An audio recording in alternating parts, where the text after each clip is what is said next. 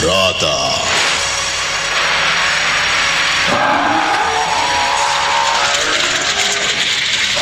Masih bersama Sandiwara Radio 91.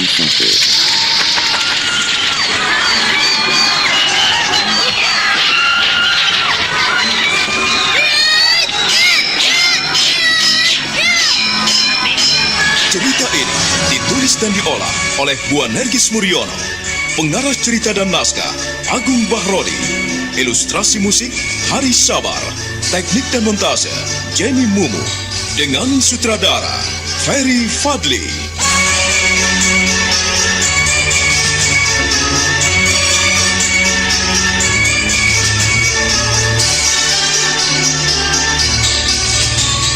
Wahyu Astabrata. Kali ini mengetengahkan episode kedua dengan judul Sampur Jala Sutra.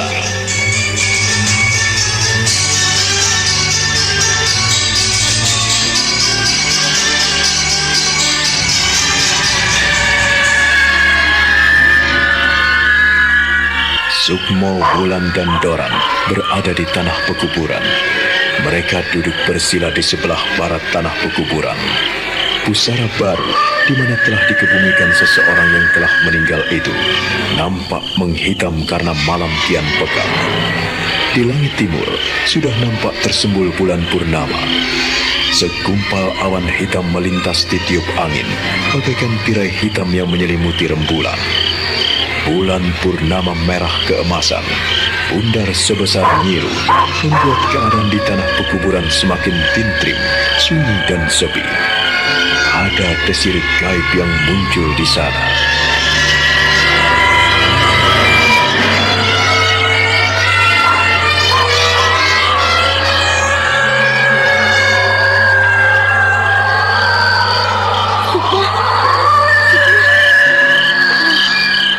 Aku merasakan desir aneh. Aku merasakan keganjilan. Tenanglah, Wulan. Barangkali Budon itu akan muncul.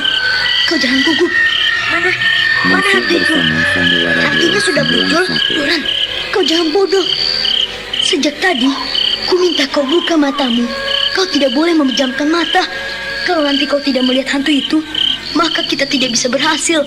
Kau harus membantu kami.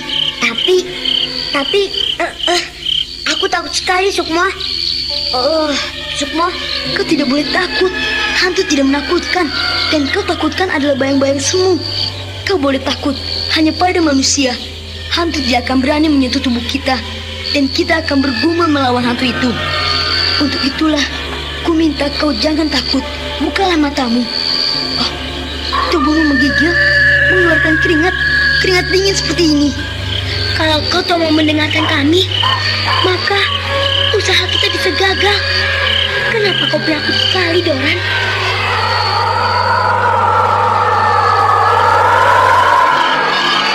Sukmo, Wulan. Aneh sekali. Ada sesuatu yang aneh. Bulan bundar itu makin pucat. Meskipun warnanya kemasan, tapi lambat laun menjadi pucat. Jagat Dewa Batara. Mengapa aku punya kawan-kawan senekat ini? Mereka menunggu hantu kuburan, menunggu Wudon. Aku tidak berani membuka mataku. Bulan di langit semakin pucat dan makin naik. Sekarang bulan itu nampak di atas pohon kelapa, pudar dan besar sebesar sampah. Tapi aku lihat apa-apa. Apa sesungguhnya yang diinginkan Sukmo? Ingin mendapatkan kekebalan? Anak ini benar-benar aneh. Lain dengan kawan-kawanku yang lain. Dia lebih berani dibandingkan dengan mereka. Maklum, dia anak cucu pendekar yang mengabdi di Istana Mataram, Sukmo Wulung. Dan sekarang namanya sudah ditambahi kakeknya menjadi Aji Sukmo. Dia akan menjadi anak yang sakti mandraguna. Dapatkah aku seperti dia? Tapi sungguh mengerikan. Yang diinginkan selalu aneh-aneh. Ke kuburan, ke punden, ke danyang.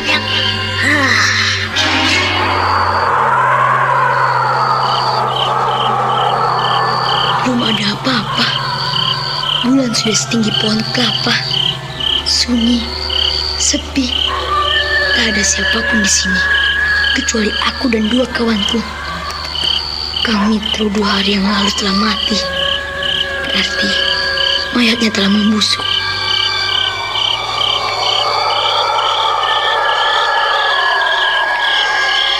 Bulu kuduk Sukmo merinding. Ia merasakan ada keanehan di sekelilingnya. Tanah pekuburan yang sepi membangkitkan suasana magis. Ia melirik Doran yang menggigil, mengeluarkan keringat dingin, menyipitkan matanya. Sementara Wulan tetap tegar duduk bersila.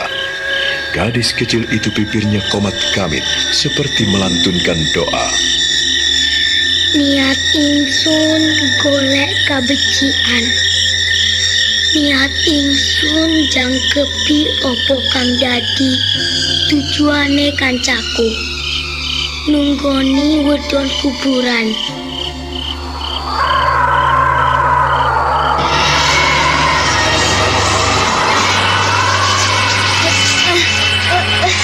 Sukmo, Wulan.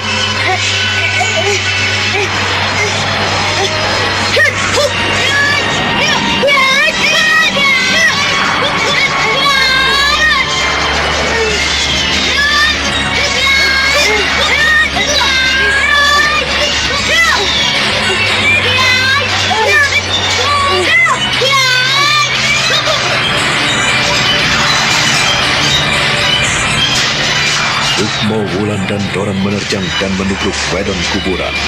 Wedon kuburan adalah pocongan putih berwujud hantu. Bayangan putih itu setinggi manusia. Namun ketika ditubruk oleh Sukmo dan Wulan, bayangan itu tiba-tiba lenyap.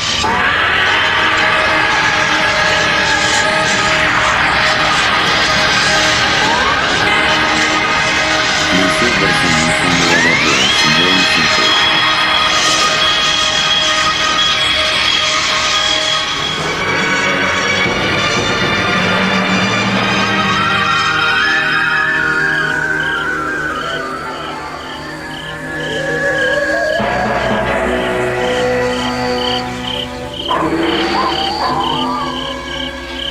Sukmo, di mana hantu itu?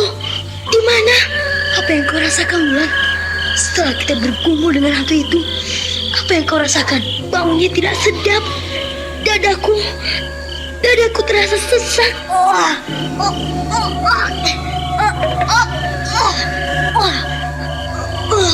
Sekarang kalian telah tahu apa sesungguhnya wedon kuburan itu. Wedon kuburan itu tak lebih hanyalah segumpal asap. Wedon kuburan adalah segumpal asap yang keluar dari jisim orang mati. Aku tahu orang yang telah mati pasti membusuk, dan tubuhnya yang telah menggembung dan membusuk itu akan meledak. Lalu gas yang keluar dari jisim itu pun mencari celah-celah dari tanah kuburan ini. Maka muncullah wujud putih yang kita lihat sebagai wedon itu. Kalian tidak perlu takut. Tapi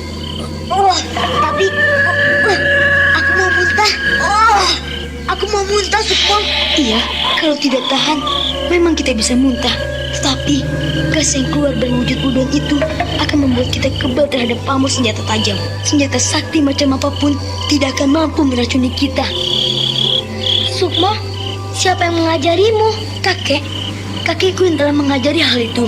Kakekku dulu juga pernah bercerita seperti itu, Sukmo. Tetapi ia tidak menginginkan hal itu kulakukan. Sekarang kau mengajakku seperti ini, dan kita telah menghirup udara itu bersama-sama.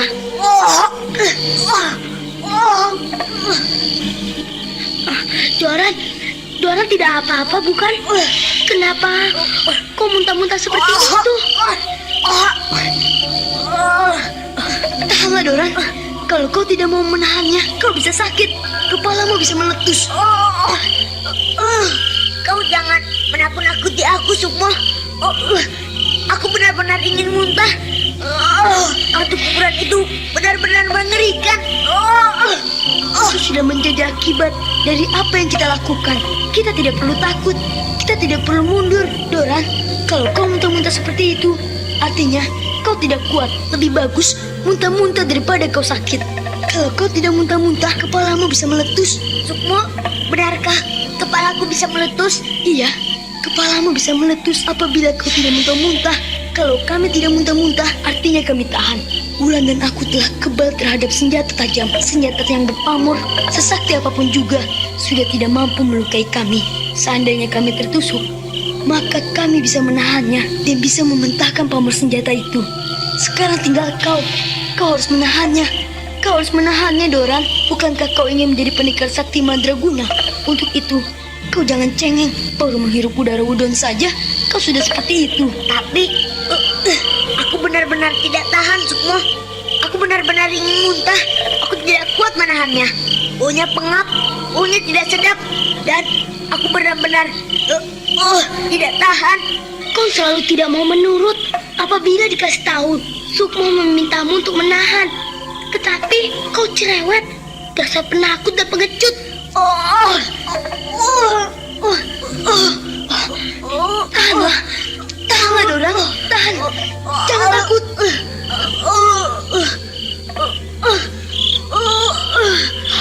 Tahanlah, tahanlah. Kau jangan takut. Supaya kau menjadi orang sakti Mandraguna, kau harus berani melakukan hal seperti ini. Sukmo, Wulan, badanku lemah sekali. Iya, kepalaku pening, kepalaku pusing sekali. Tahanlah. Kau harus tahan menghadapi tantangan seperti ini. Kita akan menghadapi hal-hal yang lebih berat lagi. Hantu itu bisa datang ke rumahmu kalau kau tidak tahan. Sukmo, kau jangan menakut-nakuti aku. Aku benar-benar pening, benar-benar pusing. Sukmo, lebih baik kita ajak pulang saja. Kita jangan berlama-lama di tempat seperti ini. Ayo, kita pulang. Ayo, tenanglah, Doran. Kau jangan mengeluh seperti itu. Ayo, ikut kami. Kami akan mengantarmu pulang. Tapi kepalaku berat sekali, Sukmo. Aku tidak kuat. Aku tidak tahan. Betul, aku tidak kuat menahannya. Lebih baik. Kenapa kepalaku berat seperti ini, Sukmo? Sukmo, bagaimana ini? Doran, kau pegang pundakku dan pundak Wulan. Wulan, ayo kita papa Doran. Aji, Sukmo, dan Wulan akhirnya memapah Doran meninggalkan tanah pekuburan yang gelap gulita. Mereka menyusuri jalan setapak di pekuburan itu, lalu menyusuri lereng-lereng bukit, mengantarkan Doran sampai di depan rumahnya. Malam itu sunyi. Di rumah Doran tidak ada siapapun yang masih terjaga. Bapak dan ibunya telah tidur nyenyak seperti orang yang telah mati. Bagaimana, Doran? Apakah kepalamu masih pening? Iya, kepalaku pening. Aku telah merapal aji sirep. Bapak dan ibumu tidak akan tahu. Masuklah lewat pintu belakang. Kau bisa? Tapi kepalaku pening sekali, Sukmo. Bagaimana kalau kita antar saja sampai ke dalam, Sukmo? Bukankah kau telah maktek aji panglimunan? Ayo, kita harus membawa Doran sampai ke dalam rumahnya. Baiklah, nanti kau tidak boleh menimbulkan kegaduhan, Doran. Bapak dan ibumu tidak akan bangun sebelum ayam jantan berkokok.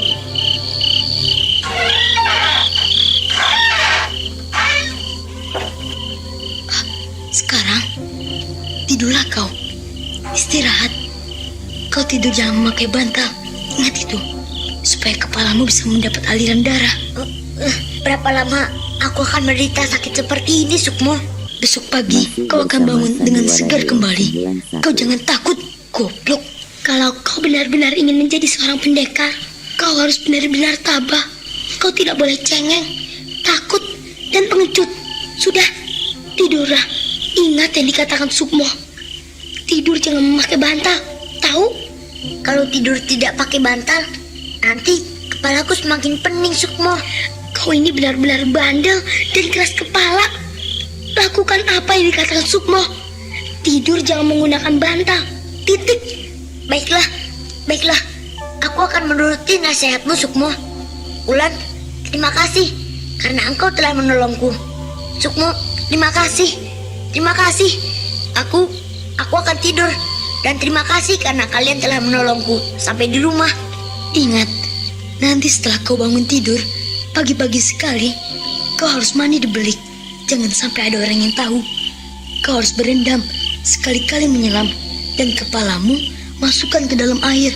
Menyelam, berendam, dan terus gosok-gosokkan tubuhmu seluruhnya sampai bersih. Iya, Sukmo. Terima kasih atas pertolonganmu.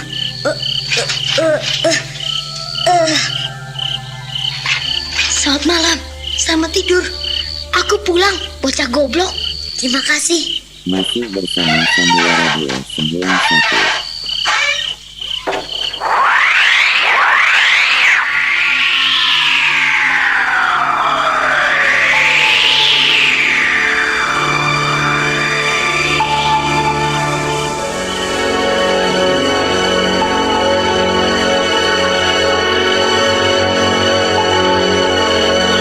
Sukmo dan Wulan melompat ke dalam semak belukar, meninggalkan rumah Doran.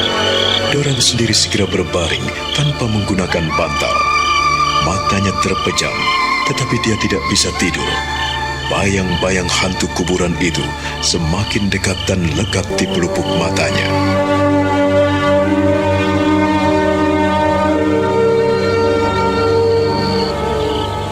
Doran berbaring dan berusaha memejamkan matanya.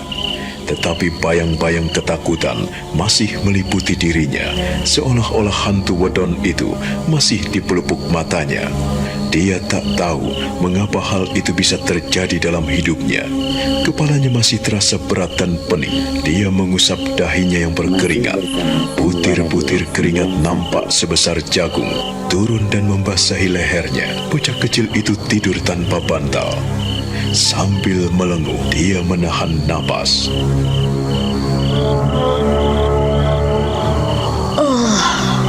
Badanku terasa panas sekali. Kepalaku semakin berat. Mengapa bisa begini? Sukmo dan Wulan telah menyiksaku. Mereka menemui dan berkelahi dengan hantu wedon. Benarkah aku menjadi saksi mandraguna dan tidak mempan dengan senjata tajam? Dan aku bisa menawarkan senjata berpamor. Tubuhku terasa panas sekali. Mataku berkunang-kunang dan kepalaku makin berat.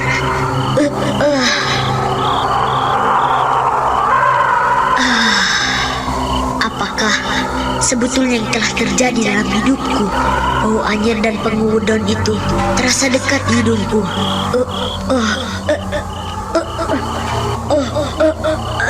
Aku tidak boleh membuka rahasia ini pada siapapun juga.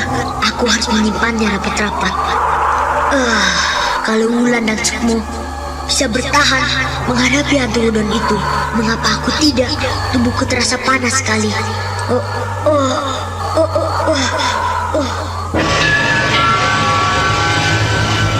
Mudah-mudahan nenek dan kakek tidak tahu kedatanganku. Tak ada lampu yang dinyalakan. Hanya sebuah uplik menyala di sudut ruangan depan. Aku telah berhasil bergumul dengan hantu udon itu.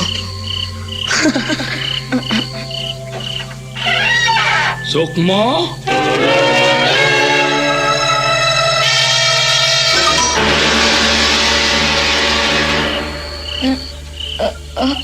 Kek, Dari mana kau, Nger? Hah? Malam-malam begini meninggalkan kamarmu. Aku dari luar, Kek, kencing. Kau jangan bohong pada kakekmu, Sukmo. Kejujuran adalah kekuatan bagi seorang pendekar. Orang yang tidak mau jujur pada dirinya sendiri, selama hidupnya tidak akan pernah berhasil. Ia tidak akan pernah meraih apa yang dicita-citakannya. Orang yang selalu bohong pada dirinya sendiri, ia akan menyesal di akhir hidupnya, Sukmo. Aku tidak bohong, Kek. Aku dari luar. Aku tadi kencing. Haji Sukmo, namamu telah kutambah menjadi Haji Sukmo. supaya kau tidak nakal dan tidak beling lagi, Ger. Tetapi kau benar-benar tulus dan jujur. Hah? Kalau kau hanya keluar kencing, lah, mengapa?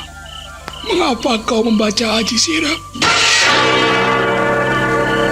Aji Sirap. Iya, aku merasakan pengaruh Aji Sirap itu, Ger. Tetapi jangan sekali-kali kau mencobai kakekmu, Sukmo. Mencobai kakek? Sukmo, sejak kapan kau belajar bohong pada kakekmu? Hah? Kakek selalu berusaha mengajarkan kepadamu hal-hal yang baik, agar kau pun menjadi pemuda yang baik, Ger. Kau masih kecil, Sukmo. Untuk itu, kumohon kau berlaku jujur pada kakek. Nenekmu tidur pulas karena pengaruh Aji Sirap. Siapa lagi yang bisa membaca Aji Sirap di sini? Kalau tidak dirimu? Hah? Ayo, dari mana saja kau ini? Saya dari kencing, kek. Baik, jika kau memang bertahan dalam ketidakjujuranmu, kakek tidak akan marah kepadamu. Percuma kakek marah pada orang yang tidak mau mendengarkan nasihat kakek. Sekali lagi, kakek bertanya kepadamu, dari mana kau malam-malam meninggalkan tempat tidurmu? Saya dari kencing, kek. Dari kencing? Apakah tidak cukup kencing di belakang rumah? Mengapa bau kuburan kau bawa kemari, Ger? Masih bersama Sandiwara Radio 91. Mata Sukmo terbelalak, terkejut karena Ki Wulung benar-benar dapat mengerti apa yang telah dilakukannya di kuburan. Sukmo akhirnya menunduk. Dia merasa bersalah.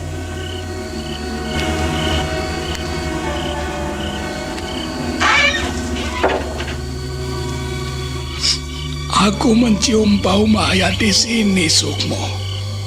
Kau dari kuburan? Hah? Iya, kek. Saya dari kuburan. Nah, mengapa kau keluyuran di kuburan? Apakah kencing di kuburan itu baik? Begitu? Maafkan Sukmo, kek. Sukmo ke kuburan menjalankan apa yang kakek perintahkan. Apa, Ger? Menjalankan perintah kakek? Hah? Apa yang pernah kakek perintahkan kepadamu? Kakek pernah menyuruhmu pergi ke kuburan di malam-malam seperti ini. Ingat, kau pergi sejak matahari terbenam hingga lewat tengah malam baru pulang, Ger. Kau ini anak apa, Sukmo? Kakek berusaha mengerti dan bersabar kepadamu. Setelah kencing, Sukmo pergi ke kuburan. Sukmo di Pasarean mencari udang kuburan. Kali ini Ki Wulunglah yang terbelalak kaget. Dia tidak menduga apabila Sukmo secepat itu melakukan apa yang pernah diceritakan padanya, bahwa hantu kuburan bisa menawarkan seseorang dari senjata tajam yang berpamor. Ki Wulung mendekati Sukmo, memperhatikan bocah itu dari ujung rambut sampai ujung kaki. Maafkan aku, kek. Aku telah melanggar janji. Tetapi aku berusaha untuk mencari apa yang pernah kakek ceritakan kepadaku di pinggir kali beberapa waktu yang lalu. Jadi kau telah mencari hantu kuburan, Sukmo. Kau telah bergumul dengan wedon itu, hah? Demikianlah, kek. Sukmo telah bergumul dengan gudang kuburan. Sukmo telah mendapatkan apa yang pernah kakek ceritakan. Tapi tahukah kau akibatnya, Sukmo? Hah? Jika seseorang yang tidak tahan berkelahi dengan wedon kuburan, maka ia bisa bisulan di seluruh tubuhnya. Tubuhnya terasa panas dan ia bisa mati. Sukmo telah siap untuk mati itu, kek. Jadi, kakek jangan takut dan khawatir apabila Sukmo mati. Sukmo, kau ini bagaimana? Hah? Aneh kau ini, Ger. belum saatnya kau lakukan hal-hal seperti itu. Menemui wedon kuburan merupakan salah satu hal laku atau ngelakoni. Itu hanya patut dilakukan oleh orang-orang yang sudah cukup umur, Ger. Kau ini masih kecil, Ger. Iya, Sukmo barangkali masih kecil, tetapi Sukmo sudah besar. Ya, baiklah. Aku tidak akan menghalang-halangimu. Ger, kau pulang dengan membawa gondo mayit. Artinya, kau telah berhasil bergumul dengan wedon itu. Apakah kepalamu tidak pening, Sukmo? Tidak, Kek. Apakah tubuhmu tidak merasakan panas? Tidak, Kek. Kau tidak merasakan keanehan-keanehan dalam tubuhmu? Tidak, Kek. Terus, dengan siapa kau pergi ke kuburan? Sendiri atau dengan kawan-kawanmu? Sendirian, Kek. Kau tidak berbohong? Tidak, Kek. Jadi kau telah bergumul dengan mayat itu seorang diri? Iya, Kek. Kau telah melihat wedon kuburan itu? Iya, Kek. Pada saat bulan purnama muncul di atas pohon kelapa, itulah saatnya wedon kuburan itu muncul dari pusara, dan aku menubruknya. Lalu bergumul, dan aku telah menang. Ya, selama 5 hari kau tidak boleh keluar rumah, Ger. Kenapa? Kenapa, Kek? Kenapa Sukmo tidak boleh keluar rumah? Tentu saja ada sebabnya kakek melarangmu keluar rumah selama 5 hari. Selama sepasaran, kau tidak boleh meninggalkan gubuk kakek ini. Kenapa begitu, Kek? Kau butuh dipermandikan, Sukmo. Kau harus benar-benar tawar terhadap wedon kuburan itu. Kau jangan sembrono lagi, Ger. Apa yang akan terjadi terhadap diri si Doran? Ia telah merasakan pening kepala dan tubuhnya merasakan panas. Jangan-jangan terjadi sesuatu padanya. Hal itu tidak boleh terjadi. Sukmo, mengapa kau diam dan berdiri termangu saja? Kenapa? Tidak, Kek. Aku hanya capek. Seharian telah berjalan jauh. Sejak kau pulang dari Gua Tritip, kakek tidak pernah melarangmu pergi kemana kau suka. Tentu saja asal kau izin, Ger. Kau telah melanggar janjimu. Kau pergi tanpa pamit di tengah malam buta dan kembali dengan membawa gondo mayit. Semuanya itu telah kau tanggung sendiri. Dan kakek tidak tahu tanggungan apa yang harus kau gendong, Ger. Tanggungan apa yang harus kau emban sebagai seorang yang telah berkelahi dengan wedon kuburan. Kuakui, Ger, kau memiliki keberanian dan ketabahan sehingga kau nekat pergi ke kuburan dari petang hingga larut malam seperti ini. Tetapi kakek menyayangkan ketidakjujuranmu. Kau telah pergi dengan Wulan dan Doran, dan kau bilang kau pergi seorang diri. Kakek tahu kalau aku pergi bertiga. Tidak ada yang rahasia. Tidak ada yang dapat disembunyikan di sini dari mata kakekmu, Ger. Kakekmu matanya memang telah mulai rapuh, tetapi untuk melihat anak cucunya, ia masih awas. Nah, ingatlah itu, Sukmo. Maafkan Sukmo, Kek. Sukmo selalu membuat kakek menjadi sedih. Tetapi bukan maksud Sukmo berlaku begitu. Sukmo ingin selalu melakukan yang terbaik buat kakek dan nenek, juga untuk bapak dan ibu. Dengan apa yang kau lakukan di kuburan itu, kau akan mengalami hal-hal yang aneh, Sukmo. Kau tidak akan seperti anak sewajarnya. Kau akan berjalan seperti orang yang telah memiliki kekebalan. Kenapa tiba-tiba kakek pun ikut merasa bersalah? Kakek tidak perlu merasa bersalah pada Sukmo. Ini sudah menjadi pilihan Sukmo. Ger, kalau kau benar-benar ingin mendalami ilmu kanuragan dan ilmu gaib, nah, tunggulah di sini. Duduklah bersila di tanah.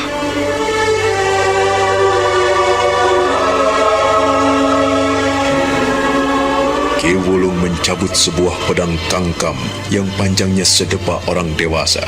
Pedang itu nampak berkilat tajam ketika memantulkan sinar lampu di sudut ruangan itu. Sukmo bergidik memandang pedang kangkam yang dipegang oleh kakeknya. Nah, Haji Sukmo, Iya, Kek. terimalah pedang ini, Ger. Inilah yang bernama pedang kangkam. Pedang kangkam.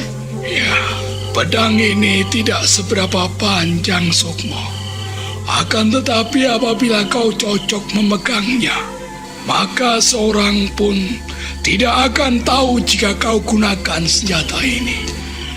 Jadilah kau rangka yang baik dari senjata pusaka ini, Ger. Barangkali memang sudah waktunya kau dapatkan pusaka ini. Tetapi ingatlah, Ger. Setelah kau bisa menguasai senjata ini, masih ada jodohnya yang belum bisa kakek ambil. Masih ada sebuah pusaka yang menjadi pasangan Kiai Pedang Kangkam ini. Senjata itu harus kau ambil, Ger. Senjata itu bernama Nyai Sampur Jala Sutra. Nyai Sampur Jala Sutra. Iya, Ger. Kau harus bisa mengambilnya agar menjadi jodoh Kiai Pedang Kangkam ini.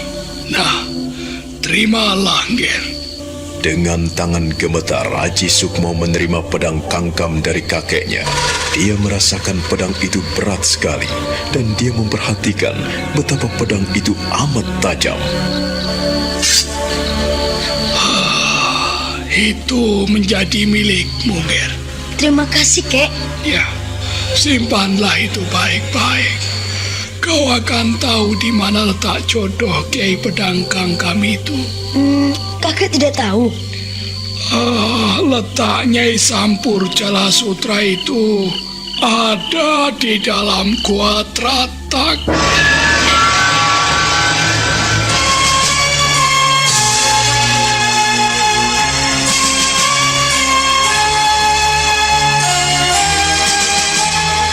Nah, bagaimana kisah Sukmo selanjutnya?